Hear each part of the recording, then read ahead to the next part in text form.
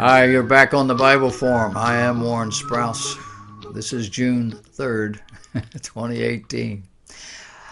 Do you teach children in school? Are you a teacher? You know any teachers? The headline this week was Teachers in Oklahoma Walked Out Over Salaries. In the process of it, CNN, cable news network, took up their cause with one of their own, Bill Weir, claiming that in most districts of Oklahoma, a teacher with a doctorate degree and 30 years experience will never make more than $50,000 a year.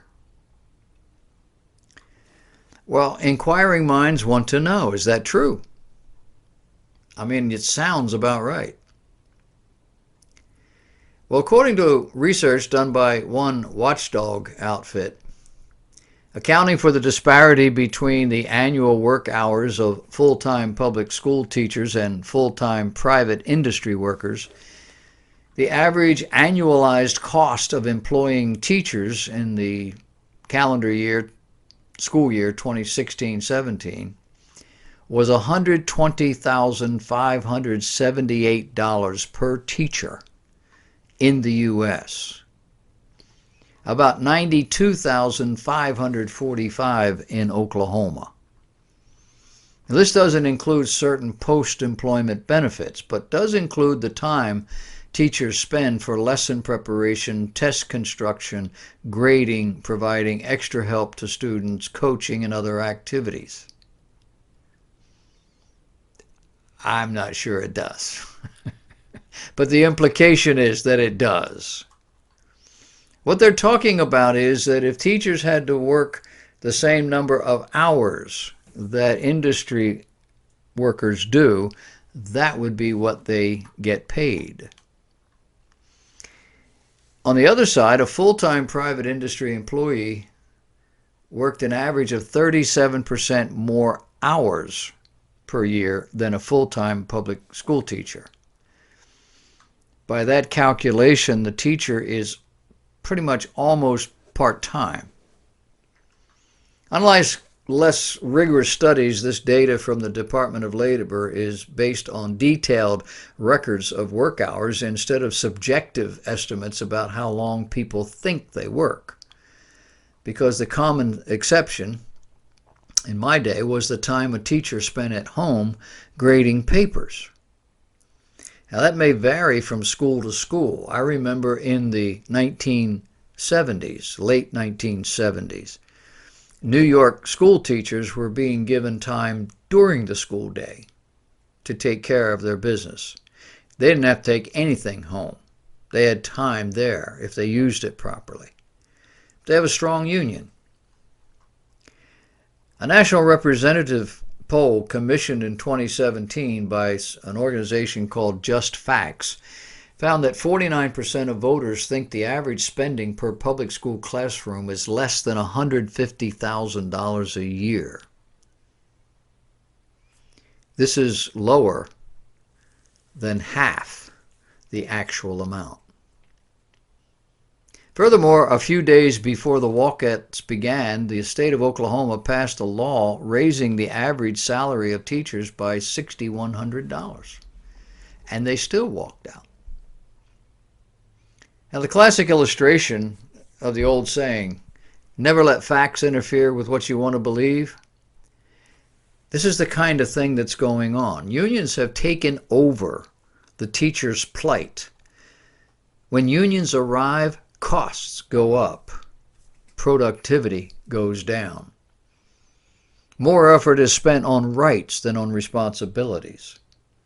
Here in Charleston, apparently Boeing's machinists and some others have just voted to let a union in. All 112 workers, I was told. Boeing is taking it to court, saying you can't just have 100 of my people. It's either all or nothing. Fox is reporting that the flight line workers voted to let the union in, and that Boeing is going to see if they can't get help on this. The biblical reality here, the Bible says that a workman is worthy of his hire. Jesus said that. And employers have a biblical responsibility to pay them what they're worth in the environment they work. Malachi 3, God says, when Israel brings their offerings into the temple and offers them to the Lord, I will come near you to judgment, and I will be swift, a swift witness against the sorcerers and against the adulterers and against the false swearers, against those that oppress the hireling in his wages, as well as the widow and the fatherless that turn aside the stranger from his right, and fear not me, saith the Lord of hosts. The judgment of God is the heart, both for employer and employee. What God was saying was, you're bringing these offerings to me and thinking that's going to solve the problem or salve my justice or whatever, but I see all these other things. You're doing all these, you're bringing these offerings to me, but you're not taking care of business. Unions used to protect workers from dangerous and unscrupulous employees, but today they push their way in and ultimately raise the employer's costs, which means that the goods they produce cost me more. The beneficiaries are convinced that all of this is actually a benefit. The employers are convinced that none of this is a benefit. And the rest of us tend to yawn at the ever-evolving similarity of the process. Unions are notoriously linked to organized crime. Not all of them, and not certainly in every case, but enough to poison the well. When we took education away from parents, this is what happens. It used to be that parents were in charge.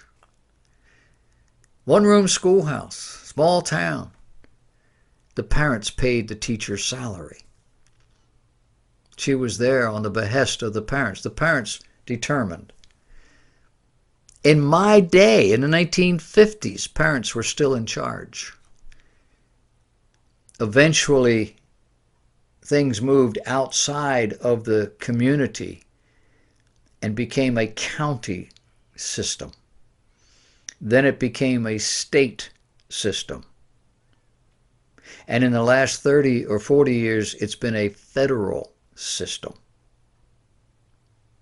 We used to teach our children using the Bible. Thomas Dewey changed all that. Father of modern American education, he was a psychiatrist. He said out loud that he created a psychological laboratory out of every classroom. He is the reason why our young people cannot read. See, spot, run, Dewey. Before that, A is for apple. It has 3 sounds. Do you know what the sounds are? And the kids sounded out the A. Phonics. We had a school in our church in the 1980s. We took children in as young as 4.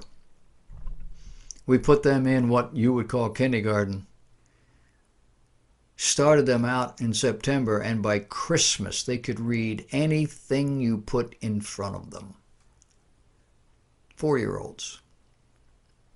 No, they didn't know what they were saying, but they could sound out the word. They could pronounce the word. Not really well, but they knew it. They could do it. We now have college graduates that can't read above a 4th or 5th grade level. We're not doing a good job. I don't care how much money you throw at it. I don't think teachers get paid near enough. But statistically, if you measure it against business or industry, they're being paid quite a little bit. And the product isn't there. How many parents are teaching their children at home? Homeschooling has become very popular. Are we teaching our children to run away from reality by doing that? Or is this the only way to give them a decent education? When we come back, we'll talk about that. Stay with us.